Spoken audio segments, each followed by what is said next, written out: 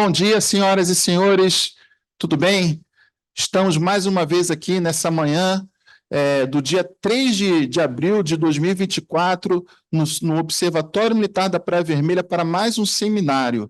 Nesta manhã, o seminário será entre as relações, fricções e talvez até conflitos entre China e Taiwan. Nesta manhã, nós iremos receber a professora Letícia Simões, professora da UniLaSalle e professora também da Unest. Ela vai fazer uma apresentação em torno de 40 a 60 minutos, conforme todas as apresentações que têm ocorrido aqui em nosso seminário, tá ok? Após a apresentação, faremos um intervalo de 10 a 15 minutos, momento em que a nossa audiência, a nossa plateia, poderá fazer as perguntas através de nosso chat e, na volta desse intervalo, ela estará aqui para a gente poder iniciar as fases dos debates. Espero que, ao final dessa manhã, vocês tenham uma compreensão, um conhecimento melhor sobre as relações de China e Taiwan, e desde já agradeço a atenção e o tempo destinado pela professora Letícia Simões, que vem aqui a brilhantar também as atividades do Observatório Militar da Praia Vermelha. Seja convidada a professora Letícia Simões. Bom dia a todas e a todos, um prazer participar do seminário do Observatório Militar da Praia Vermelha, minha primeira vez aqui participando desse evento, muito feliz por poder estar aqui, agradeço muito ao convite. Então, hoje venho falar um pouco sobre China e Taiwan no século XXI, trazendo as ideias de avanços e retrocessos e desafios nessa relação de dois atores tão importantes nas relações internacionais. E, claro, quando falamos sobre China e Taiwan, não podemos deixar de lado também a presença dos Estados Unidos naquela região.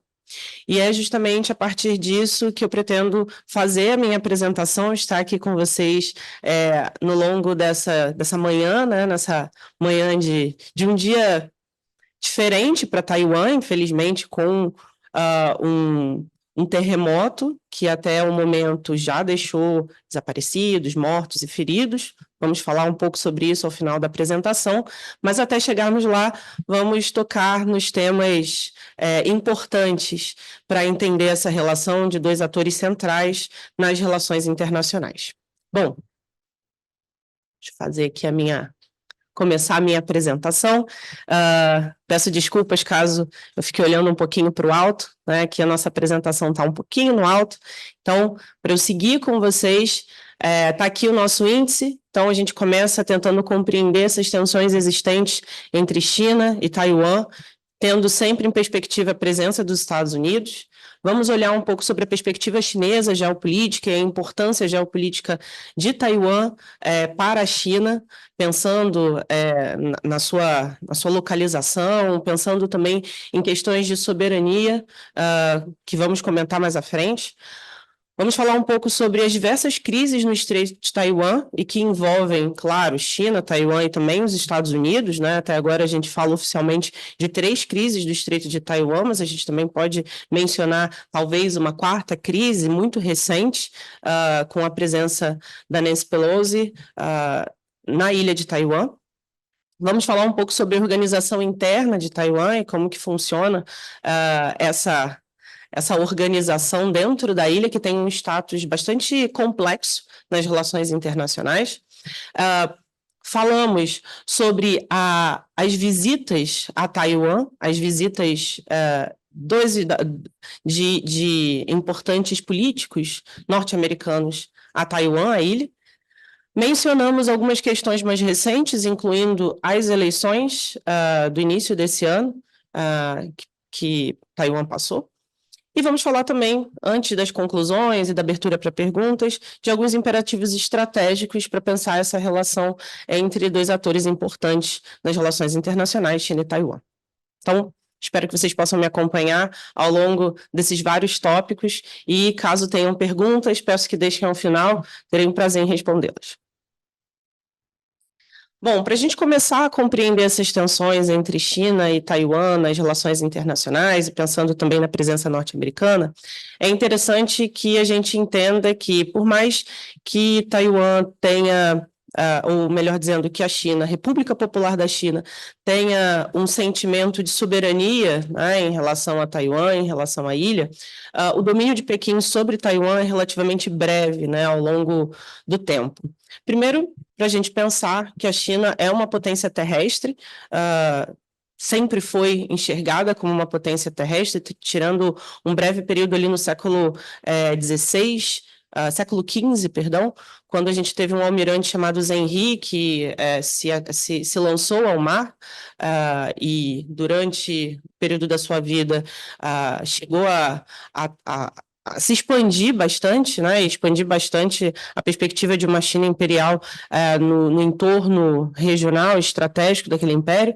A China sempre se voltou muito para o seu imenso território terrestre. Pensar que hoje a China faz fronteira com 14 países, né, e essas fronteiras somam cerca de 22 mil quilômetros, né, só o território chinês tem 9,6 milhões de quilômetros quadrados, sendo aí, em termos de extensão territorial, o terceiro maior país do mundo, né? Mas Taiwan foi uma ilha descoberta, entre aspas, descoberta, né, lá em 1544, pelos portugueses, que, na verdade, num primeiro momento não desembarcaram na ilha, mas passaram por ela e deram aquele nome que a gente conhece, né, Ilha de Formosa, que fica por bastante tempo, até a gente começar a chamar de Taiwan. E, por algum tempo, essa ilha foi ocupada pelos portugueses, pelos holandeses, pelos espanhóis. Então, foi primeiro um posto português, depois um posto holandês de comércio, posteriormente uma colônia espanhola e, novamente, um posto holandês, né, depois que os holandeses conseguiram expulsar os espanhóis de Taiwan. Então, ali entre 1600 e 1642, a gente tem essa movimentação na ilha, né? Bom, se a gente volta para olhar a China continental, nesse período, 1644, a gente tem a queda de uma dinastia, né, a queda da dinastia Ming, e a chegada ao poder da dinastia Manchu, da dinastia Qing, e nesse período, a cúpula de poder da dinastia Ming foge para a ilha. Então, a gente tem um período, né, em que essa cúpula do poder Ming chega à ilha, uma ilha que ainda estava sob domínio dos holandeses, e existe ali uma expulsão dos holandeses apenas em 1662. Né? Bom, a ilha vai ser de fato incorporada ao continente, né, ao Império Chinês, em 1863 e passa a ser considerado parte desse Império Chinês, pouquinho depois, né, o Império Qing, da dinastia Qing, em 1885. Bom, um pouco depois, né, 10 anos depois, Taiwan é perdido para o Japão, na Primeira Guerra Sino-Japonesa, né, que vai acontecer ali entre 1894 e 1895, através de um tratado, o chamado famoso Tratado de Shimonoseki, que vai, entre outras seções, né, que a China é enfraquecida, depois de passar aí pelas guerras do ópio, etc., vai fazer algumas potências, né, potências em outros tratados, potências ocidentais, perdão, e no caso do Tratado de Shimonoseki, uma potência regional, o Japão imperial, que ascendia o poder naquele momento, e vai ficar com o Japão, né, Taiwan fica sob domínio japonês até ali a 1945, quando o Japão perde a Segunda Guerra Mundial, e justamente por isso precisa abrir mão de todas as suas possessões externas, incluindo Taiwan.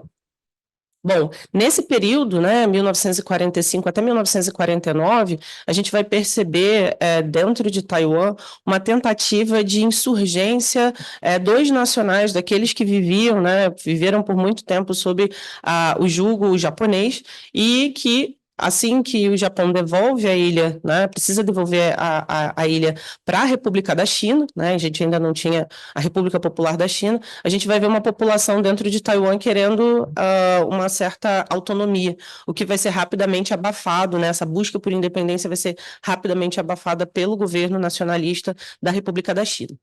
Bom, e aí em 1949 a gente tem aquele momento que creio que todos que estudam essa relação entre República Popular da China e República da China conhecem, né, que é o refúgio de Chiang Kai-shek, que era até então o líder da República da China e que ocupava esse espaço dentro da China continental para Taiwan, né? Não só o Chiang Kai-shek, mas toda a cúpula de poder do Kuomintang, né, o Partido Nacionalista da China, da República da China, junto com algumas famílias mais abastadas, né, fogem da China continental justamente pela ascensão do poder de Mao Tse-tung, o Partido Comunista Chinês, e aí a criação de uma República Popular da China, depois de uma derrota na Guerra Civil Chinesa por parte das forças nacionalistas.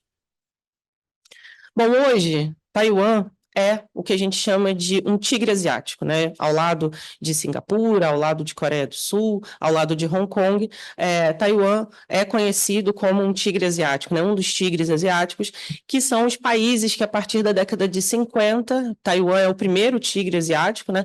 Iniciam um processo de desenvolvimento focado na modernização, na industrialização, tentando justamente diminuir o gap de desenvolvimento que existia na época e continua existindo hoje, entre países menos desenvolvidos e países mais desenvolvidos. Bom, inicialmente houve um apoio dos Estados Unidos a esse processo de desenvolvimento e modernização, até porque a gente já estava no contexto de Guerra Fria e para os Estados Unidos era interessante, como ainda é interessante, apesar de não estarmos mais na Guerra Fria, ter esse aliado tão próximo da China, mas também no contexto do Pacífico, né, ali do Oceano Pacífico, do Mar do Sul da China, enfim.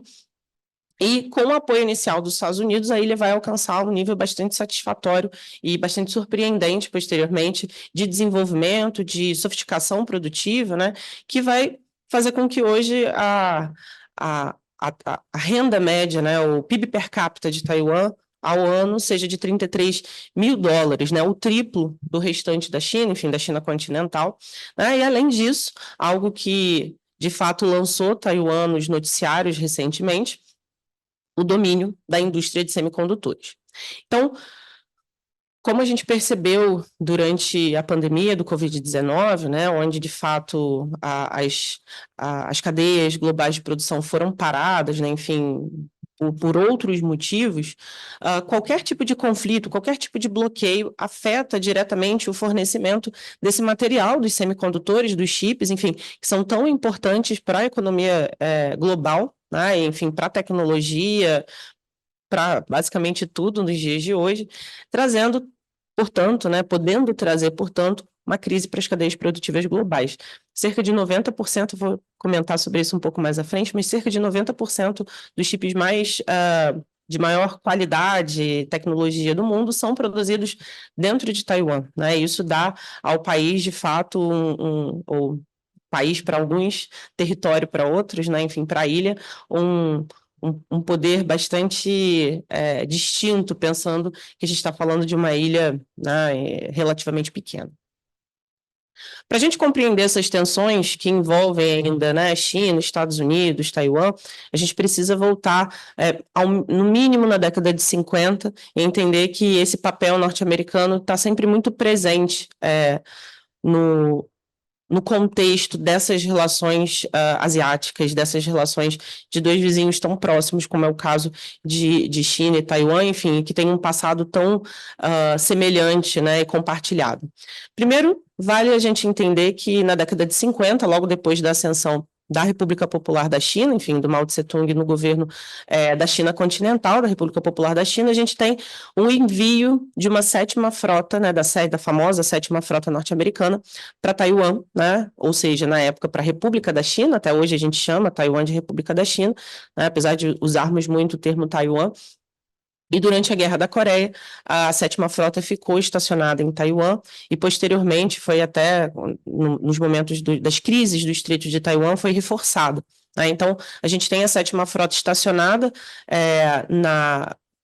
na ilha, em Taiwan, durante a Guerra da Coreia, e a gente vai ter Estados Unidos e República Popular da China, de fato, se enfrentando, né, de maneira direta na Guerra da Coreia, até 1953, essa guerra aí que não tem fim, né, não teve fim oficial até hoje. Bom, as mais conhecidas crises do Estreito de Taiwan, talvez as mais tensas, aconteceram também na década de 50, né, muito próximas ali do fim da Guerra da Coreia, em 54, entre 54 e 55, e posteriormente em 58. Envolvem a China, a República Popular da China, envolvem Estados Unidos, né, e a tentativa, envolvem também, claro, a República da China, e a tentativa de reconquistar, né, um lado reconquistar o outro. Primeiro, Chiang Kai-shek e o Kuomintang na República da China tentando reconquistar o continente, e por outro lado, né, posteriormente, Mao Tse-tung e o PCC tentando reconquistar a ilha. Bom, até a década de 70, Taiwan era, ou a República da China era considerada a verdadeira China. Era reconhecida no principal mecanismo, principal organização internacional, né, na ONU, como a verdadeira China. E justamente por isso havia um apoio direto dos Estados Unidos a Taiwan e uma relação de rivalidade, de inimizade dos Estados Unidos com a República Popular da China. Tá? Então a gente vai ver essa aliança se fortalecendo entre as décadas de 50, 60 e início da década de 70, quando, na verdade, a gente vai ver uma perda de legitimidade, o início de uma perda de legitimidade da República da China na comunidade internacional, a partir do momento que, com a resolução 2758 da Assembleia Geral da ONU, a China, a República Popular da China, passa a assumir a cadeira da República da China, ou seja, a República Popular da China, a China continental, assume o espaço que até então era de Taiwan como a verdadeira China dentro da ONU e, portanto, passa a ser reconhecida pela maioria dos estados como a verdadeira China, a única China no cenário internacional. Isso vai se reforçar ainda mais com o aumento das relações entre China e Estados Unidos, a República Popular da China e Estados Unidos, através de uma série de acordos, né, de assinaturas e inclusive, de alianças entre Estados Unidos e República Popular da China, com Deng, com Nixon, e em 79 o que a gente vê é, de fato, a normalização das relações da República Popular da China e Estados Unidos sob o que a gente chama de política de uma única China, de uma só China. Ou seja, os Estados Unidos reconhecem uma só China e todas as suas chamadas de zonas especiais, de administração especial, é um termo que vai ser cunhado posteriormente, mas mantém as suas relações preferenciais com Taiwan a partir de o que a gente chama de Taiwan Act, né? Um ato de relações entre o povo dos Estados Unidos e o povo de Taiwan, para que essa relação continuasse de aliados, mas também reconhecendo, né, uma só China. A gente tem uma nova crise no Estreito de Taiwan apenas na década de 90, vamos falar melhor sobre ela mais à frente, né, quando há a visita do presidente da época de Taiwan aos Estados Unidos. Em 97, essa visita é devolvida, digamos, não pelo presidente norte-americano, mas pelo presidente da Câmara dos Deputados dos Estados Unidos a Taiwan, e isso gera algumas movimentações também por parte da República Popular da China. E a gente costuma falar também de talvez, né, de uma quarta crise do Estreito, bem mais recente, com uma visita de uma nova presidente da Câmara dos Deputados dos Estados Unidos a Taiwan, a Nancy Pelosi. Eu trouxe esse mapa, né, para mostrar a vocês, na verdade, o padrão de votação lá em 71 para a entrada da República Popular da China, substituindo a República da China na ONU. Então, a gente tem 76 países votando a favor, 35 votando contra.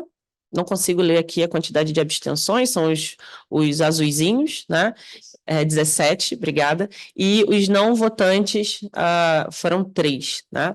Então, só para vocês perceberem o padrão de votação, mesmo que posteriormente existisse uma normalização das relações entre os Estados Unidos e a República Popular da China, num primeiro momento, os Estados Unidos votou contra a substituição da República da China pela República Popular da China na ONU, e o Brasil também acompanhou o voto norte-americano. Tá?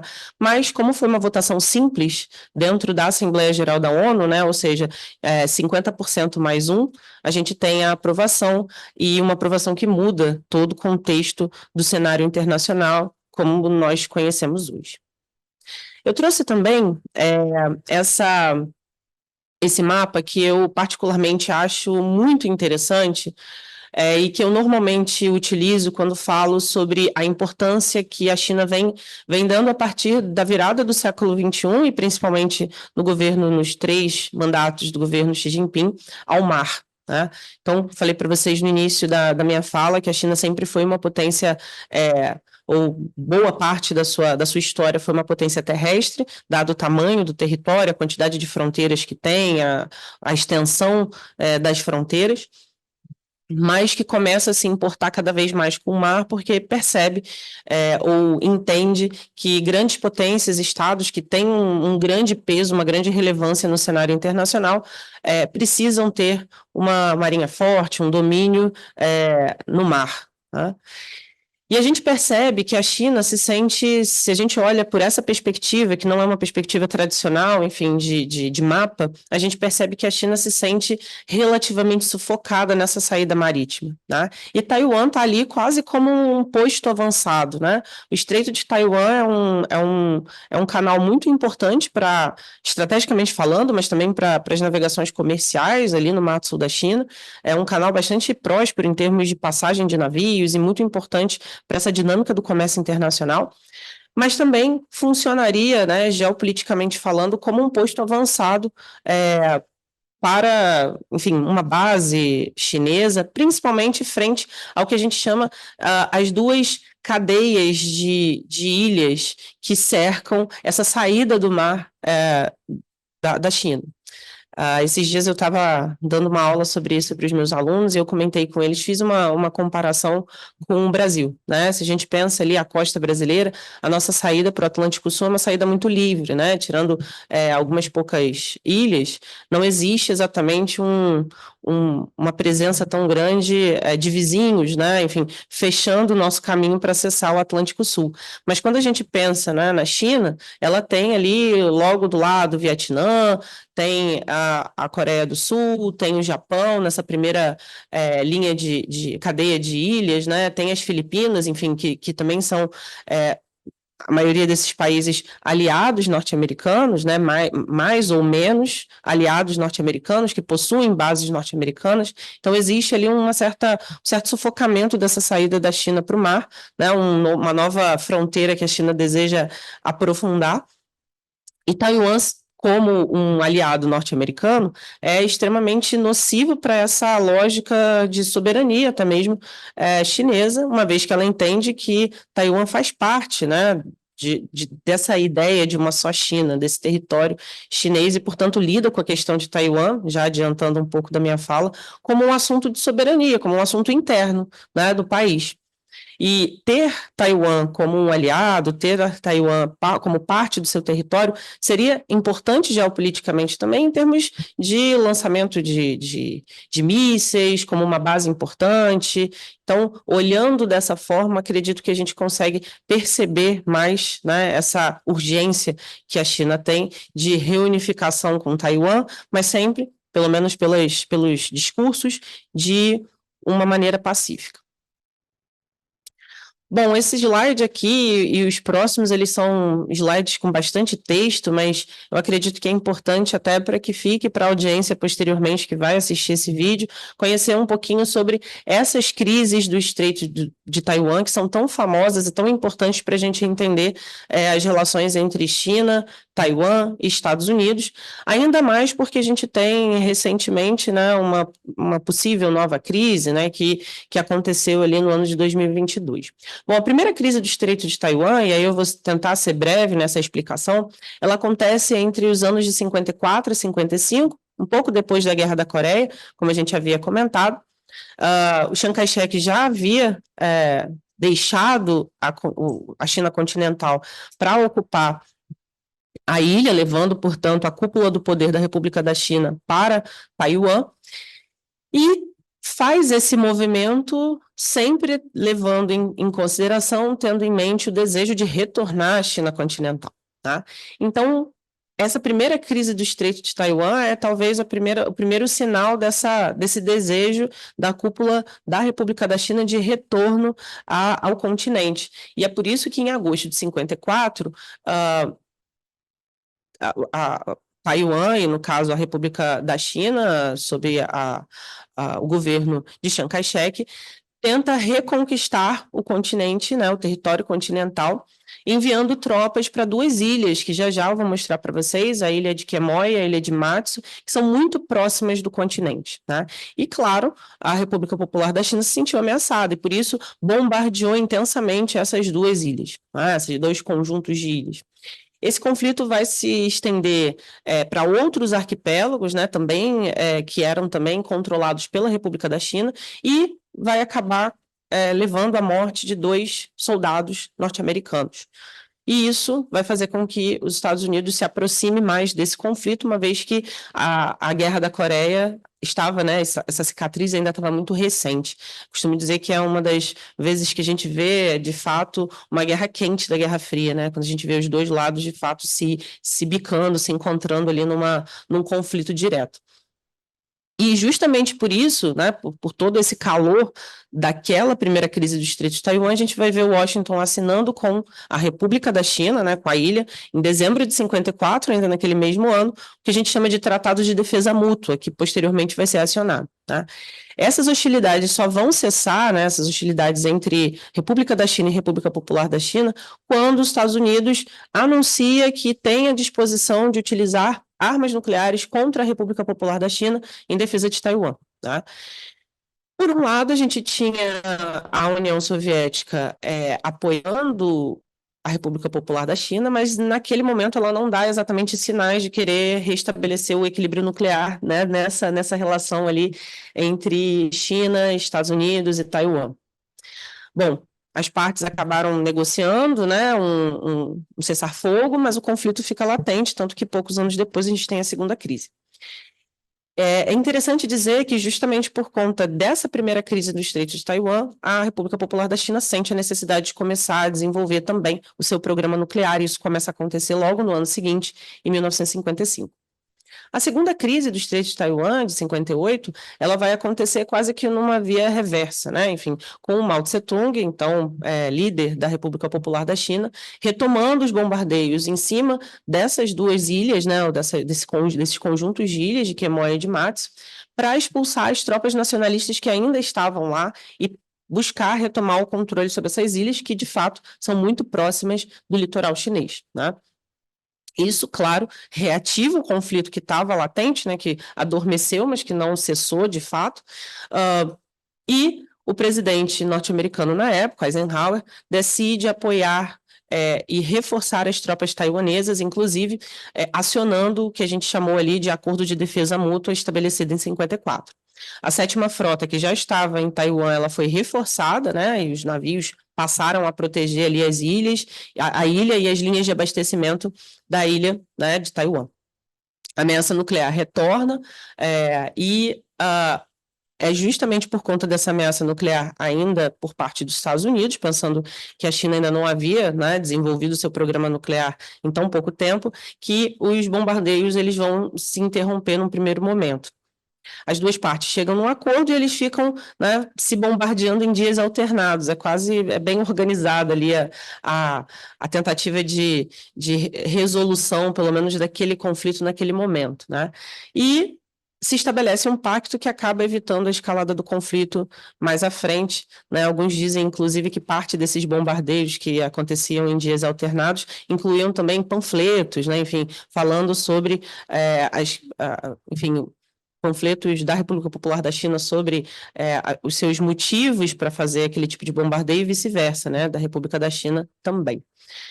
Bom, a situação ela se prolonga e, na verdade, apesar de mais estável, só vai cessar em 79, quando os Estados Unidos reconhecem a República Popular da China como uma única China, como uma verdadeira China, e também estabelece lá o Taiwan Act, né, o ato de Taiwan, a lei de Taiwan, que vai mudar um pouco a forma como as relações diplomáticas se dão com os Estados Unidos em relação à China continental em relação à ilha, tá?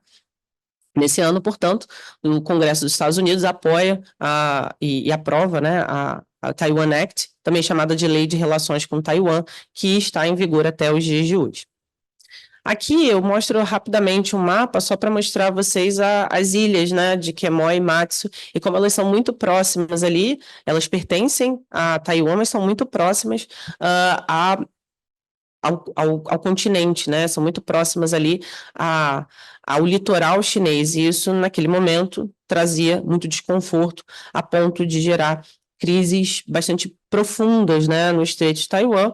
Só para comentar com vocês que esse estreito, né, na parte de fato mais estreita, né, desse canal entre Taiwan e China, a gente tem 130 quilômetros de distância. Então, não é exatamente algo muito de grandes proporções. Então, essa proximidade, de fato, reforça instabilidades entre esses dois atores. Rapidamente mencionando aqui as novas crises, elas são um pouco mais recentes, né? Uma delas acontece na década de 90 e vai acontecer justamente por conta da visita do presidente taiwanês, na época, a uma universidade americana, né, em Nova York. Ele estudou, ele havia estudado naquela universidade, ele faz uma visita para fazer um discurso, enfim. Isso vai provocar a República Popular da China, porque ela entendia que aquele acordo, né, firmado lá em 79, entre China e Estados Unidos, de uma só China, estava sendo, de uma certa forma, desrespeitado, uma vez que o presidente da época em Taiwan havia sido recebido, né, enfim, nos Estados Unidos, até mesmo com uma recepção que, de uma certa forma, era uma recepção oficial. Tá? Então, a China vai responder, na época, com uma série de exercícios militares que duram meses, né, lançando mísseis muito próximos às águas taiwanesas, ensaiando até mesmo uma invasão à ilha, utilizando meios anfíbios, e isso vai, né, começar a escalar uma nova tensão, com os Estados Unidos respondendo com um deslocamento muito grande de forças militares para a ilha, né, a maior desde a Guerra do Vietnã. Em 96, a gente vai ter a eleição, perdão, dentro de Taiwan, e o presidente vai ser reeleito, né? Mas um pouco antes, né, nos dias anteriores da eleição, a China vai fazer uma série de disparos, né, de mísseis, enfim, muito próximos à ilha, para tentar, de uma certa forma, demonstrar o seu descontentamento com uma possível reeleição do presidente, né, que foi de fato reeleito com 54% dos votos. E no ano seguinte, em 96, a gente tem a visita do presidente da Câmara dos Deputados dos Estados Unidos, na época, à ilha. Isso não gerou um escalonamento de tensões, mas vai haver ali uma série de exercícios militares da República Popular da China novamente no Estreito de Taiwan. Bom, alguns acadêmicos, analistas, entendem que essa nova visita, né, de menos de 2 anos atrás, da Nancy Pelosi, então, presidente da Câmara dos Deputados dos Estados Unidos, como uma quarta crise do Estreito de Taiwan, né? Enfim, algumas semanas depois a gente vai ter uma nova visita de um senador, né, e aí a Nancy Pelosi, republicano, senador que faz a visita depois democrata, então não está necessariamente associado a questões de países, mas a China também reagiu, né?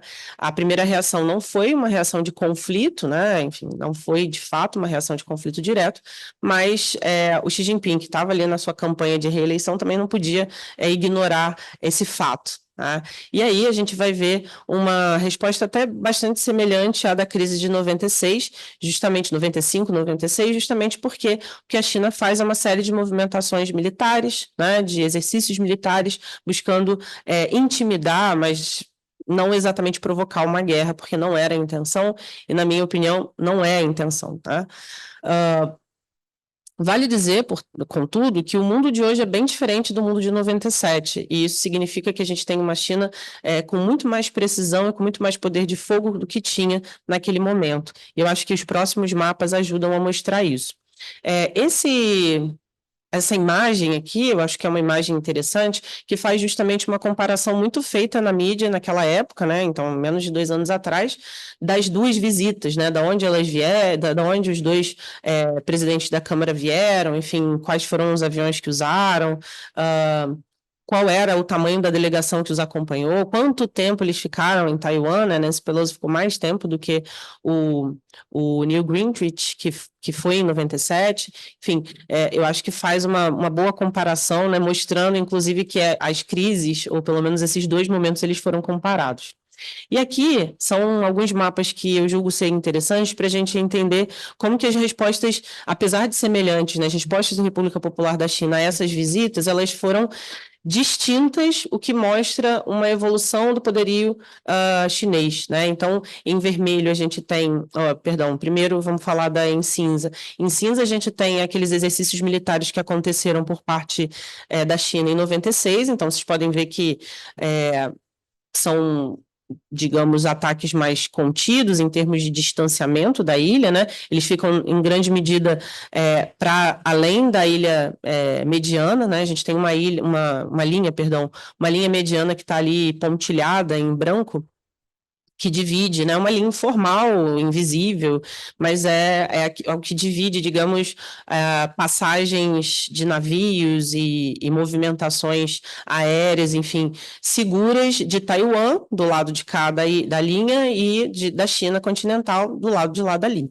Então, vocês podem perceber que os exercícios militares, naquela época, eram exercícios que vão, basicamente, respeitar esse meridiano, né? Perdão, essa mediana, e vão ficar mais próximos do litoral chinês. Enquanto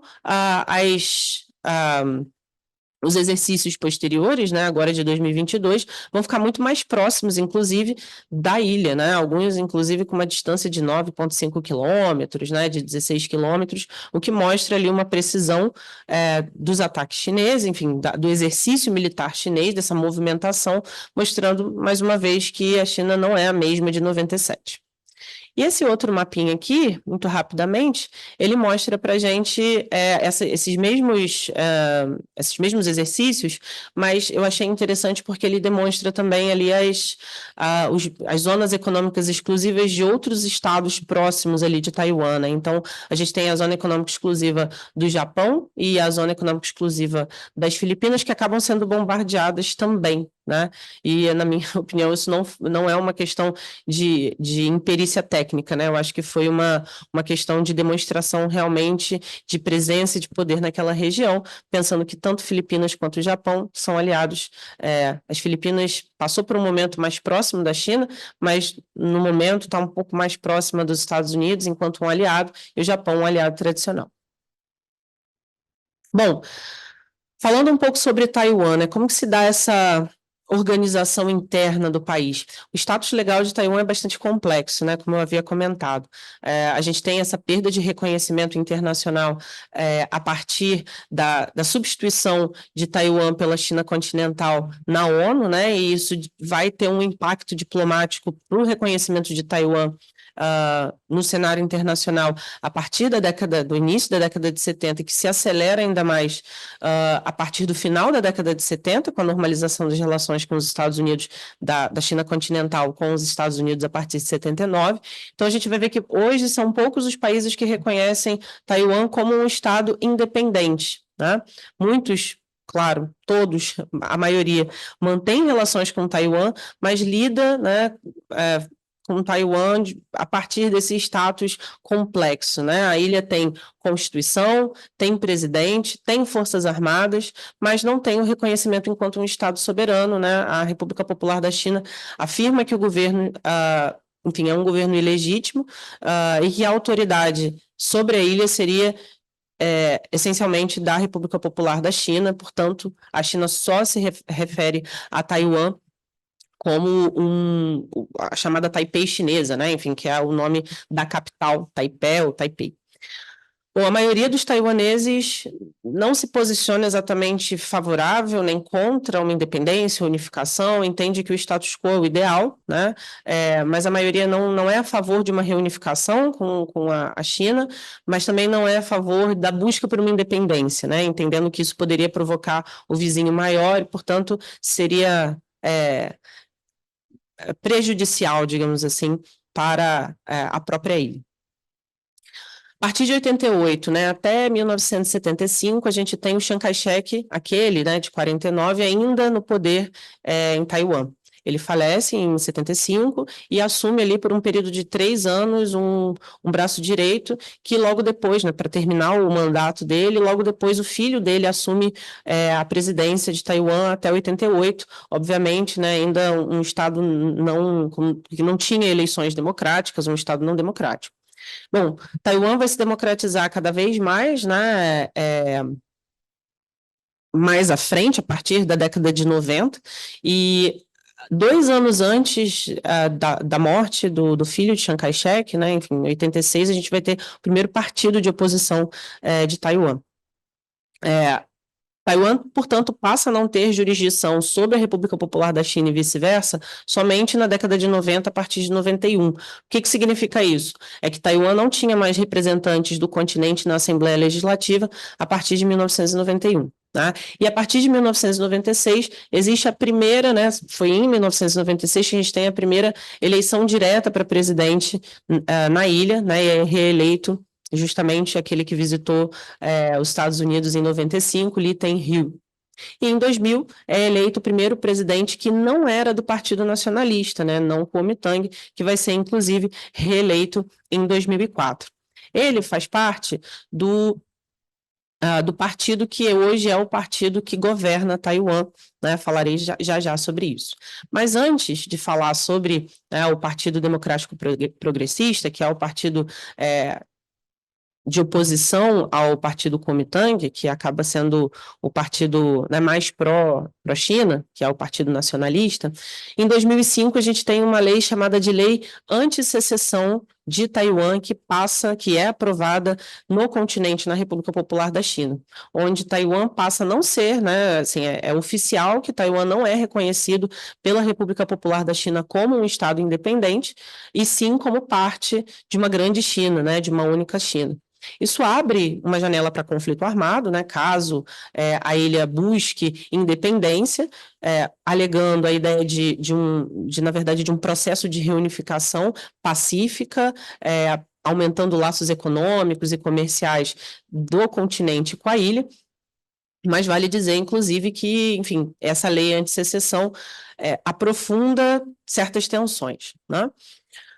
O partido que hoje está no poder, né, o Partido Democrático Progressista, ele fica no poder até 2008, e aí depois a gente tem, né, uma alternância com a chegada de novo do Kuomintang ao poder, o Partido Nacionalista, que sai do poder em 2016, quando a atual presidente, né, do Partido Democrático Progressista, a primeira mulher a ocupar o cargo, chega ao poder e é reeleita.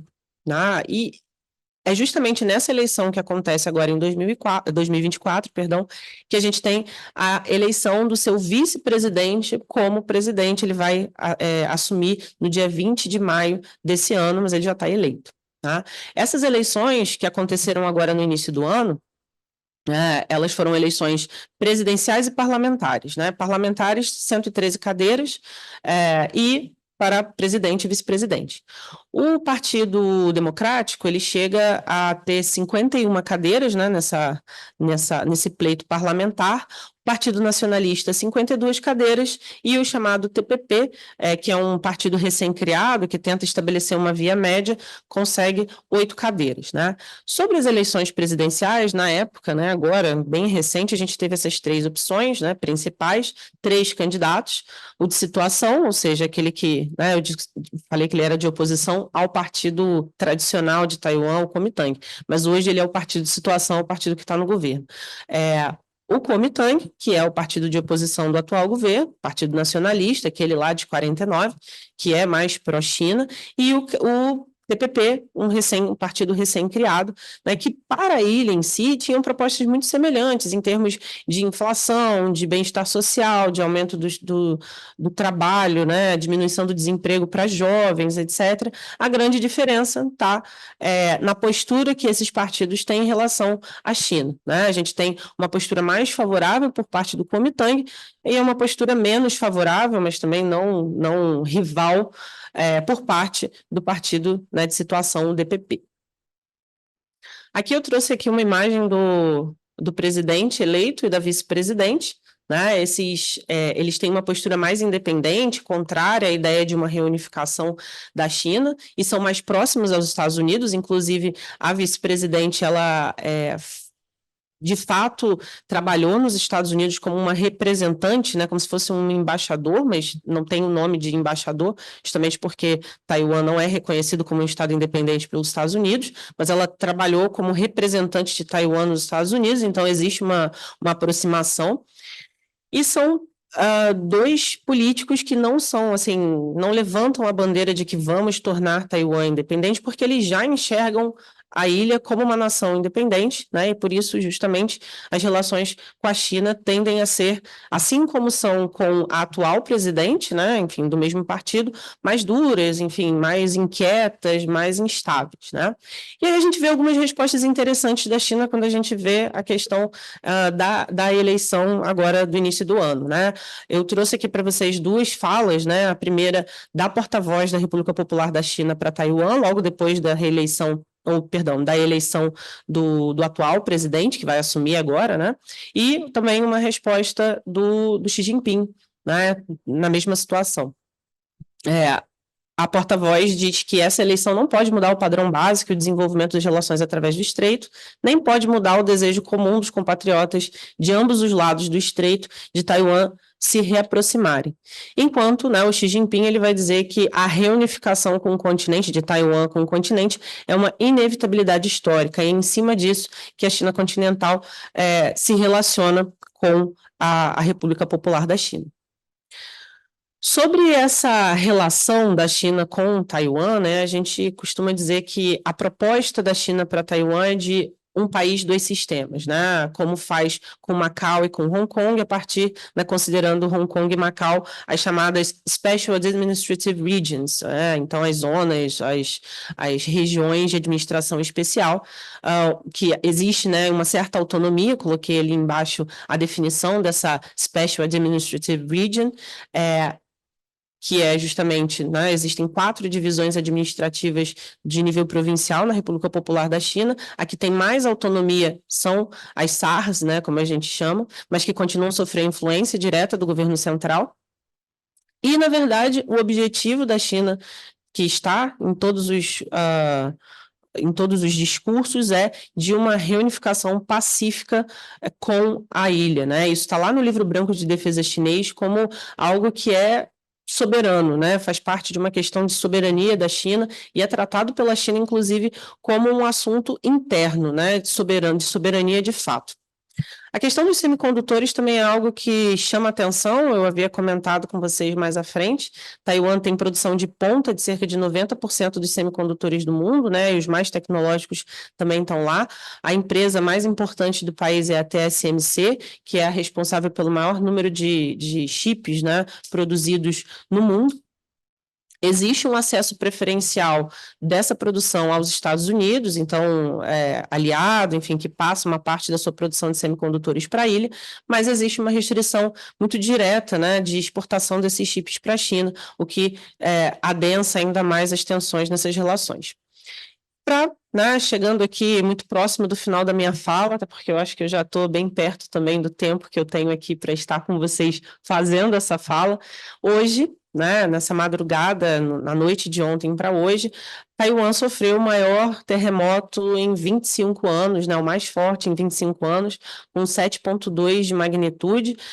Tentando me atualizar aqui antes de entrar com vocês, a gente já tem 9 mortes confirmadas, mais de 800 feridos, enfim, uma série de desaparecidos, mas a gente ainda não tem exatamente certeza de qual foi o tamanho, né, desse estrago, apesar de que a gente viu uma quantidade enorme de prédios caindo, enfim, alerta de tsunamis em outros países da região, né, nas Filipinas e no Japão. Acho que naquele mapa das zonas econômicas especiais, vocês viram como é que é próximo, né? Enfim, as regiões são muito próximas.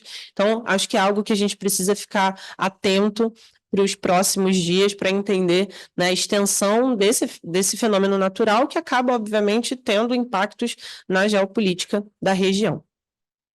Para terminar, eu trago aqui alguns imperativos estratégicos para a gente pensar essa relação entre China e Taiwan para esse momento em que a gente vive, né, enfim, em que a gente estuda, que a gente se dedica a compreender. pensando também como isso pode impactar o futuro, né? Então, pensar que Taiwan tem uma posição privilegiada, né, e uma segurança, pode fornecer uma segurança estratégica e militar e acesso tanto ao Mar do Sul da China quanto ao Mar do Leste da China, né? São duas regiões onde a China tem reivindicações territoriais, tem reivindicações de exploração dos recursos naturais. Mar do Sul da China com alguns países da ASEAN, como o Vietnã, as Filipinas, principalmente, e no Mar do Leste da China com o Japão, né, sobre as chamadas Ilhas Senkaku, ficam ali muito próximas, tanto da Coreia do Sul, quanto da China, quanto de Taiwan, quanto do Japão, né, então ter um domínio sobre Taiwan, ter Taiwan como parte, né, reunificada do seu território, mesmo que sob uma lógica de uma zona ou de uma região de administração especial, seria importante em termos geopolíticos e estratégicos. Tá? Além disso, isso dá à China maior acesso a rotas comerciais e é também um ponto importante no quesito soberania, como eu havia comentado, e também um importante passo para a superação do chamado século das humilhações, né, que aconteceu ali, que a gente chama entre 1839, com o início das guerras do ópio, até 1949, né, 1949, a ascensão do PCC na China continental, a criação da República Popular da China, portanto, né, o primeiro passo para a superação do século das humilhações, que é inclusive um tópico que guia a China na sua política externa, buscando, portanto, em 2049, né, quando a República Popular da China comemora 100 anos, um espaço, né, um patamar de grande potência. Então, retomar a presença em Taiwan, perdida, né, ali no Tratado de Shimonoseki, na Primeira Guerra Sino-Japonesa, seria importante como uma forma de superar, né, mais uma forma de superar o século das humilhações, algo que pauta a política externa chinesa. Além disso, né, o domínio sobre a ilha, ou a presença mais próxima na ilha, traz um domínio estratégico na região, com equiparação de poder com potências extra-regionais que têm bases na região, é o caso dos Estados Unidos, né? Existem bases basicamente em todos os países aliados dos Estados Unidos, né, que passam de Austrália, Nova Zelândia, para Filipinas, Japão, Coreia do Sul e outros. Tá? Além de dar acesso ao sofisticado mercado de Taiwan, né, de semicondutores, de chips, enfim, que ainda tem uma restrição justamente pela aliança que Taiwan mantém com os Estados Unidos. Com isso, eu finalizo aqui minha fala, dizendo que a gente tem muito ainda a entender e a prestar atenção nessa relação entre esses três importantes atores que eu comentei aqui, e deixo o espaço para perguntas para daqui a pouco, depois do intervalo. Foi um prazer, muito obrigada. Bom dia, senhoras e senhores, mais uma vez. Eu não estou aparecendo na tela, quem está, mas eu vou conduzir as perguntas aqui, depois de uma brilhante apresentação da nossa professora Letícia Simões, que destinou o seu tempo de saída do seu local de trabalho, local de residência, compartilhar um conhecimento de altíssima qualidade sobre China e Taiwan. Tá ok? Vamos iniciar agora a nossa fase de debates, tá ok, professora? Vamos iniciar agora com a primeira pergunta do capitão Luiz Filho. Bom dia.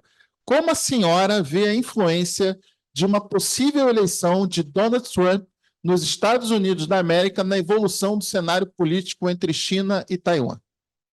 Deixa eu ver se vocês estão me ouvindo. Sim? Então, muito obrigada pela pergunta, obrigada também a todos que ficaram aqui ouvindo um pouquinho da palestra. Excelente pergunta, a gente tem que considerar, de fato, né, o candidato Trump vem muito forte para essa eleição que acontece esse ano, e pensando nesse relacionamento que os Estados Unidos têm, né, e que lembrar que durante o governo Trump a gente teve a guerra comercial, né, entre Estados Unidos e China, que foi resolvida ali parcialmente no início do governo Biden, mas que influencia bastante na maneira como, enfim, Trump enxerga a China, até pela perspectiva do America First, né? Dessa política, né, de maior ênfase na produção local e como isso influencia na relação de compras, de vendas, enfim, com a China, né, comércio exterior. Eu acho que a gente pode pensar que a relação dos Estados Unidos com Taiwan é uma relação de Estado. Assim, se a gente for pensar de 79 para cá, a gente tem presidentes que são dos dois partidos principais, né, democratas e republicanos. Então, eu enxergo que uma um possível segundo mandato do Trump pode aprofundar essa aliança com Taiwan frente a uma China que pode ser vista, inclusive, né, dentro das perspectivas do Trump enquanto um rival. Mas eu digo a vocês que essa perspectiva da China enquanto um rival é algo que está lá no livro branco de defesa, nos documentos estratégicos de defesa dos Estados Unidos, tanto no governo do governo Trump quanto no governo Biden, né? A China é vista ali como uma potência rival, mas em relação a quem os Estados Unidos têm uma interdependência muito grande, né? Na verdade, a relação dos dois é uma relação de interdependência enorme. E eles dizem, inclusive no documento, que é a primeira vez que os Estados Unidos têm como sua maior parceira comercial a sua também maior rival geopolítica, geoestratégica, né? Então, a gente precisa pensar que essa relação é uma relação de Estado, mas eu acredito que essa aliança que os Estados Unidos têm com Taiwan pode se aprofundar, sim, sob o governo Trump, mas não seria, de fato, extremamente diferente caso Biden seja reeleito, né? Enfim, uma vez que a gente enxerga essa relação como uma relação de Estado. Espero que eu tenha te respondido, mas se não, pode mandar outra pergunta. Muito obrigado. Vamos passar para a próxima pergunta do Major Félix Daman, Academia Militar das Agulhas Negras, localizada em Resende. Eu acho que ele fez umas 2, 3 perguntas em uma só. Então, vou ler bem devagar. Bom dia. Considerando que a China não reconhece Taiwan como outro Estado e que é um de seus objetivos estratégicos a reconquista daquele território insular, a iniciativa Belt and Road poderia sofrer ampliação caso a China passe a controlar a ilha de Formosa? Isso é uma pergunta. Uhum. Existe uma relação direta entre a expansão da influência chinesa através do OBOR e a abordagem da China em relação à questão de Taiwan? Isso é uma outra pergunta, e aí ele complementa o seguinte: se sim, de que forma? Eu vou ler novamente porque é uma pergunta grande, e a senhora aproveita e vai já formulando as suas respostas. Considerando que a China não reconhece Taiwan como outro Estado e que é um de seus objetivos estratégicos a reconquista daquele território insular, a iniciativa Belt and Road poderia sofrer ampliação caso a China passe a controlar a ilha de Formosa? Existe uma relação direta entre a expansão da influência chinesa através do OBOR e a abordagem da China em relação à questão de Taiwan? Se sim, de que forma? Vamos lá, obrigada, Major Félix. Dá um abraço aí para o Valfredo, da AMAN, um amigo querido. Ótimas perguntas, né? A Belt and Road Initiative, né, o BRI, que a gente costuma falar, né, o acrônimo OBOR, têm usado cada vez menos, mas é um acrônimo que a gente, né, já usou bastante aí. A intenção da Belt and Road Initiative é justamente, eu costumo dizer para os meus alunos que a Belt and Road Initiative é uma política, uma estratégia de política interna e externa da China, né? Interna no sentido de desenvolvimento de determinadas partes do país, principalmente do interior, principalmente com as rotas terrestres, né? E uma estratégia de política externa, até mesmo para manter assim o aquecido ali a área de construção civil da China, né? Uma vez que a Belt and Road Initiative também tem uma questão de desenvolvimento estrutural, enfim, de infraestrutura, né, melhor dizendo, muito grande para os países por onde ela passa. Taiwan fica na rota, né, poderia ficar próximo à questão da Belt and Road Initiative dentro da rota marítima, né? A gente tem ali 2 tipos de rota da Belt and Road, a terrestre, que passa ali pela Ásia Central, enfim, pelo Oriente Médio, passa pela Europa, a intenção é chegar na Europa e já chega por lá, enquanto a rota marítima desce, né? Ela passa pelo Mar do Sul da China, ela até se subdivide ali, mas passa pelo Estreito de Taiwan não, né, mas por Malaca, pelo Estreito de Malaca, pega ali o Oceano Índico, chega à costa da China, também tem a intenção, perdão, na costa da África, e tem a intenção de chegar na Europa. Enfim, eu acredito que se a gente tiver Taiwan mais próxima, né, digamos, uma aliada mais de primeiro momento, né, de primeira instância com a China, a gente pode ter uma parada, ou então um porto de escoamento de produção pela rota marítima. Mas eu não enxergo como se fosse um grande acréscimo, pelo menos na minha perspectiva, um grande acréscimo à Belt and Road, uma vez que a intenção, a não ser que, né, a intenção da China também seja expandir a Belt and Road para cima, em direção ao Mar do Leste.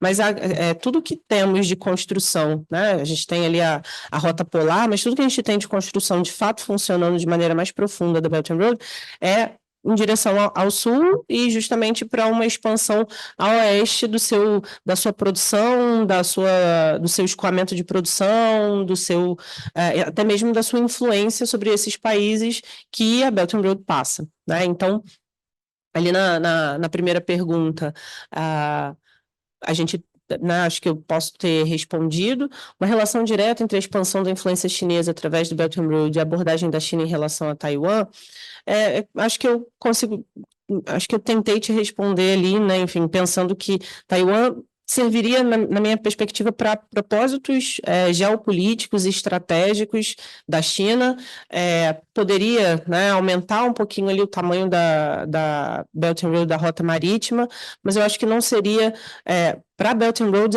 é menos fundamental, digamos assim, uma vez que essa Belt and Road está bem estabelecida, do que para essa perspectiva de segurança e, claro, né, de escoamento de relações comerciais, enfim, entre China e Taiwan. Não é que, e aí eu queria me fazer, né, tentar me explicar um pouco sobre isso, não é que não existam relações profundas, né, entre China e Taiwan em termos comerciais. Existem. E é justamente a partir dessa perspectiva que a China busca aproximar Taiwan do continente, né? Pensando nessa reunificação. E certamente, né, a China programa a sua política externa, a sua política interna de muito longo prazo. Então, certamente esperando ali um melhor momento para que essa reunificação seja trabalhada de maneira mais profunda. Então, sim, pode trazer um incremento para a Belt and Road marítima, mas eu não vejo que seria assim o objetivo primordial da China ao trazer Taiwan mais para próximo. Espero que possa ter te respondido. Vamos passar para a próxima pergunta, feita pelo Bernardo Graham. Bernardo, você esteve aqui na segunda-feira, hein? Desse nome é Bernardo Graham. Prazer em recebê-lo aqui novamente, tá ok? A equipe do Observatório Militar da Praia Vermelha fica feliz em você estar com a gente aqui, depreendendo, conhecendo aí esses temas. Ótima apresentação, Letícia. Eu gostaria de entender sua perspectiva sobre um eventual conflito entre China e Taiwan e como a comunidade internacional se portará em tal conflito. De um dos lados, há uma potência econômica que é o principal parceiro comercial de diversos países. Do outro, um país extremamente importante para a produção de produtos tecnológicos. Haverá uma tendência dos países do Sul geopolítico apoiarem a China? Bernardo, obrigada. Bernardo é meu aluno lá no La Salle, né? Me falou que esteve aqui na sua palestra, né, Coronel Anselmo, e que estaria aqui de novo hoje. Obrigada pela pergunta. A gente acaba debatendo bastante isso em sala de aula, né? Inclusive dei essa aula para eles essa semana, na segunda-feira, né, Bernardo? A gente estava falando aí um pouco ainda sobre a questão da inserção de potências, né, do Sul, ou de potências emergentes, ou de grandes potências emergentes, como é o caso da China, no cenário internacional, né, através de organizações internacionais, financeiras, etc. Sobre um possível conflito entre China e Taiwan, eu posso estar errada, mas eu costumo ser um pouco cética em relação a esse conflito, né, um conflito deflagrado entre China e Taiwan, perdão, falei Coreia do Sul, enfim, não, entre China e Taiwan. Eu sou um pouco cética, porque eu imagino que a partir do momento que um conflito como esse acontecer, ele não vai ficar restrito, de fato, a essa relação bilateral China-Taiwan, justamente pela aliança que os Estados Unidos têm com Taiwan, inclusive com comentários. Não cheguei a mencionar tanto na apresentação, apesar de que estava escrito lá, né? Que o presidente Biden e outros presidentes norte-americanos, e por isso talvez faça até uma ligação com aquela primeira pergunta, né, sobre o posicionamento do Trump, né, e a minha compreensão de que isso se estabelece enquanto uma política de Estado norte-americano. A gente tem declarações muito recentes do Biden dizendo que é prioridade dos Estados Unidos apoiar a Taiwan em um eventual conflito, né? E justamente por isso a gente tem ali uma postura da China, que é uma postura que precisa ser, né, de aproximação com Taiwan, mas de uma aproximação pelos meios pacíficos, apesar de que lá no Livro Branco de Defesa a China diz que se alguma potência externa quiser intervir nas questões dessa relação entre China e Taiwan, não haverá nenhuma contenção de forças para impedir potências externas de ficarem nesse caminho, uma vez que a China entende que esse assunto de Taiwan é um assunto de política interna, né? Então era como se, para ela, é como se uma potência externa estando intervindo ali nessa relação seria, né, uma interferência dentro de uma questão soberana da China. Então eu particularmente, né, tendo a acreditar que uma guerra, um conflito deflagrado, perdão, entre China e Taiwan não vai acontecer, porque há muito a perder no caso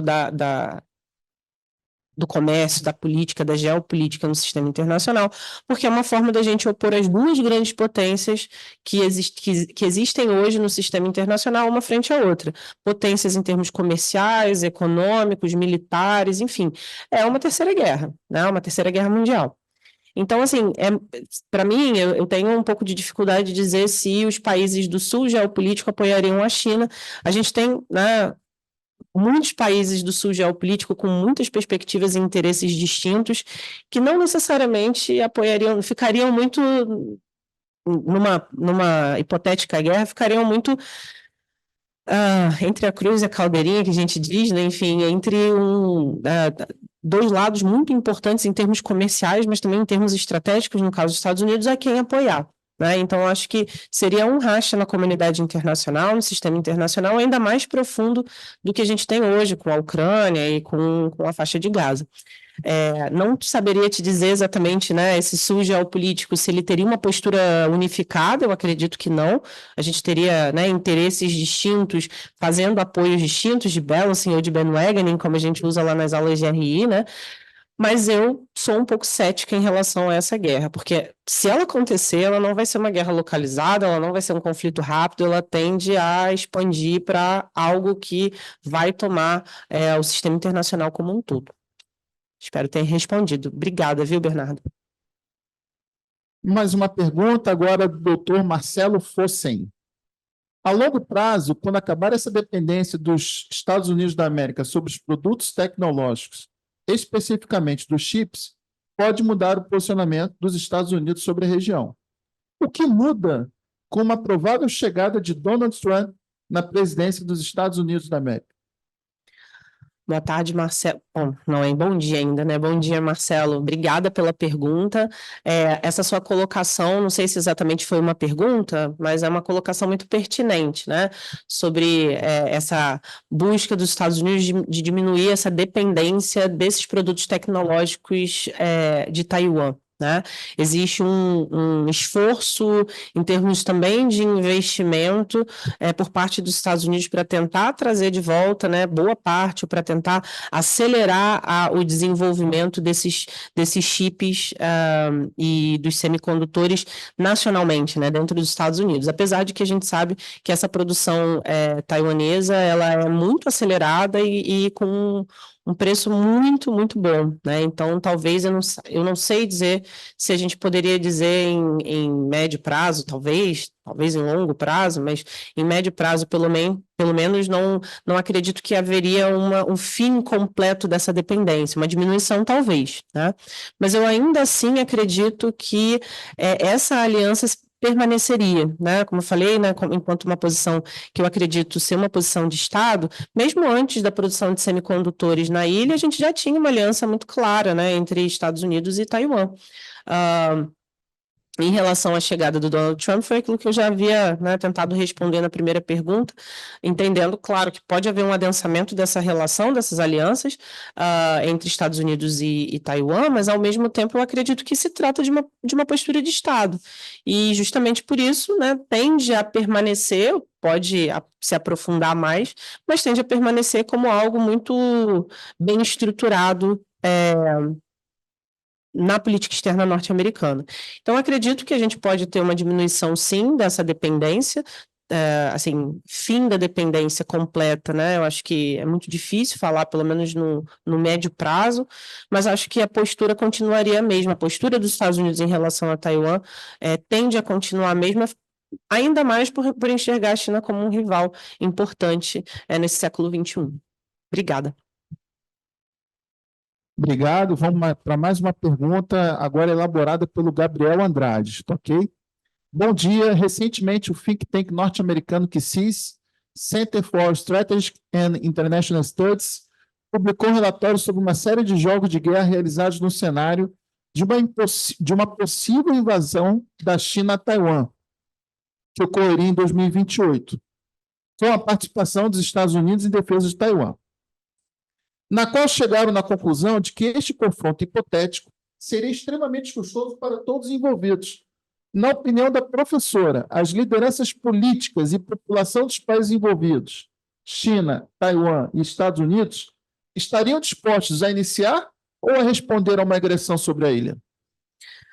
Excelente, obrigada, Gabriel. Não conheço o CIS, né, o Center for Strategy and International Studies, usei bastante lá na tese, mas não conhecia esse relatório recente, né, sobre essa hipotética invasão da China a Taiwan em 2028. Certamente haveria uma participação dos Estados Unidos, certamente em defesa de Taiwan, e que, claro, né, como eu havia comentado ainda há pouco com o Gabriel, seria muito custoso para todos os envolvidos, eu diria mais, né, para todo o sistema internacional, não só para China, Taiwan e Estados Unidos. Acredito sim que as lideranças políticas sim engajariam nessa hipotética relação, nessa hipotética invasão. Não necessariamente, imagino assim, que a população norte-americana tenderia a ter um distanciamento maior na sensação de importância, de emergência dessa questão da guerra entre China e Taiwan. Acho que justamente porque há um distanciamento, né, enfim, até espacial. Imagino que a população norte-americana teria uma postura um pouco mais distante, de fato, mas, sem dúvida, imagino que as populações de Taiwan e China estariam muito envolvidas, até porque é uma questão também desse passado comum compartilhado que a gente havia comentado. Mesmo que esse passado comum compartilhado não seja tão longo, né, assim como a gente costuma pensar ou imaginar dentro de uma retórica chinesa, né, de um discurso chinês de que Taiwan, né, a ilha sempre foi parte da China, etc. e tal. Eu acho que, de fato, envolveria as populações, sim, e principalmente, né, porque, enfim, dentro da ilha a gente tem aqueles que são mais favoráveis à reunificação, aqueles que são mais favoráveis à uma independência, mas ainda assim a maioria apoia o status quo, né, de manter tudo como está, que está bom assim, porque qualquer tipo de mudança poderia trazer prejuízo muito grande para Taiwan, inclusive, e eu acredito que para o sistema internacional como um todo. Então, sobre as populações, eu imagino até que a dos Estados Unidos ficaria um pouco mais distante, né? Acho que Não sei se foi exatamente isso que você me perguntou, mas ficaria mais distante na relação da questão da guerra, talvez, né? Se essa guerra fosse apresentada como uma guerra entre Estados Unidos e China, aí sim, acho que haveria um apoio maior da população norte-americana em relação a isso. Mas pensando em Taiwan, acho que eu imagino que há uma tendência de distanciamento da população norte-americana, o que não aconteceria nem com a população da República Popular da China, nem com a República da China, né, com a população de Taiwan. Obrigada. Vamos caminhando agora para a parte final. Vou fazer a leitura da nossa última pergunta dessa fase de debates.